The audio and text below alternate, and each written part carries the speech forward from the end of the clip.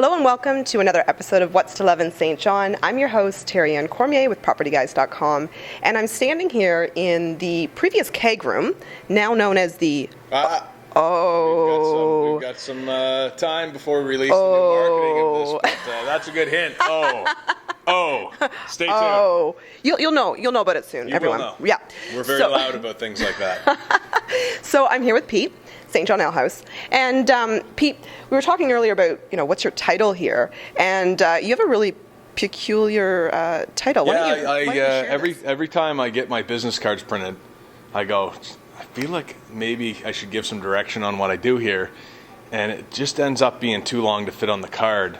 So I just leave it blank. Yes. Like I sometimes am the chief bottle washer. Yep. Other days I'm the CEO and president. Yep. And everything in between. And anybody that's in small business can probably understand that, especially in the restaurant world. Garbage cleaner. A million things to be done. So human resources. when I get to that title, I'll send you a text. Let me know. I will, yeah. So St. John Ale House, how long has it been here in St. John? We opened our doors on May 9th, 2004, and so that's coming up on 12 years now. So I think it's really clear to most people in St. John who come to the Ale House that it's quite frankly one of the best restaurants. Well, I like coming here quite frankly on a very irregular, really regular basis. But I'd like to ask a little bit maybe more about just who you are. So Pete, are you from St. John or are you from away? I am from St. John, yeah. I was actually born in Mississauga. My dad had a position up in Mississauga for a little while when I was obviously born, but we quickly moved to Fredericton and then down to St. John when I was about 3 years old. So I've pretty well been here my whole life. I grew up on the west side, went to Havelock School, went to Barnhill, went to St. Max, went to UNB. I'm born and bred, and I love it here. And You're a permanent fixture. I am. Yeah. Okay. So when you think of St. John, and I always I do this video series for the reason that I think people need to come to St. John, experience the people, experience the places, and everything that we have here. So I always ask everyone, what's your favorite gem of St. John, beyond the St. John Ale House?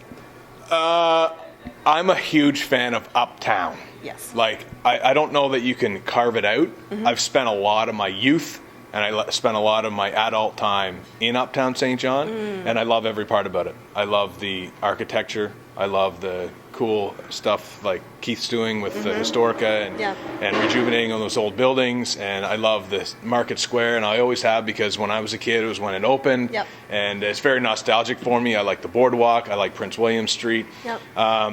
Obviously, the people, too. Yeah. I've got a lot of friends here, and I've lived in a lot of places around the world, and there's no better people than the people from St. John. Absolutely. Yeah. So when will the unveiling of this room be? Well, we still got a couple things to do here to finalize some details, but we're hoping to do a full launch maybe next week. So we're leading into the Christmas season.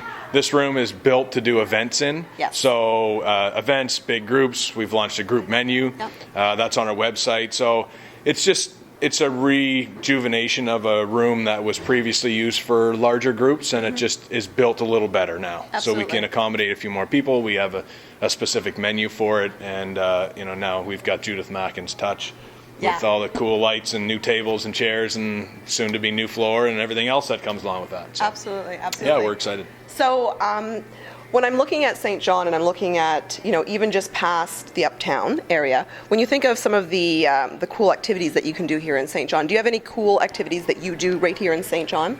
There's a few things. I'm an avid outdoorsman, so I spend a lot of time in the woods and on the water. One of the most fun things to do in the whole city, and it can take you anywhere through the province, is the St. John River. We've got lots of beaches around, from Crystal Beach to New River, and it's all connected on the same waterway. But that river's spectacular, and anybody that has never been on it, find a way to get out there and see it, because you really see the city from a different point of view.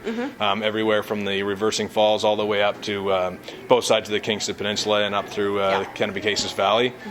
It's spectacular. There's awesome fishing up there. There's striped bass fishing, smallmouth bass fishing, pickerel, smelt.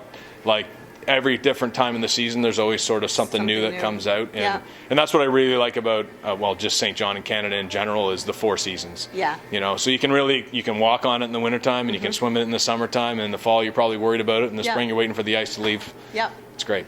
So, very last question.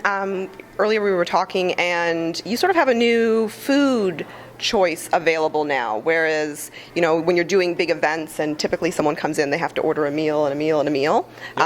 It's now on your website, so I can say this. Yep. Why don't you tell everyone who's watching? Well, sometimes when you have a bigger group and some newer trends that are happening in the restaurant industry and big event industry is sort of maybe a grazing stations or food stations or past canapes or appetizers that lends itself to a little bit more of a feast style and more of a social atmosphere, networking opportunity, things like that. So that's where we geared part of that menu to. We also we have 4 different sections coming into Christmas time, but 4 different sections of pre-arranged meals. So you don't have to worry about, you know, if you have a certain budget or if you who's going to like what or whatever. We can always accommodate anybody's nutritional aspects, but it takes away a lot of the thought of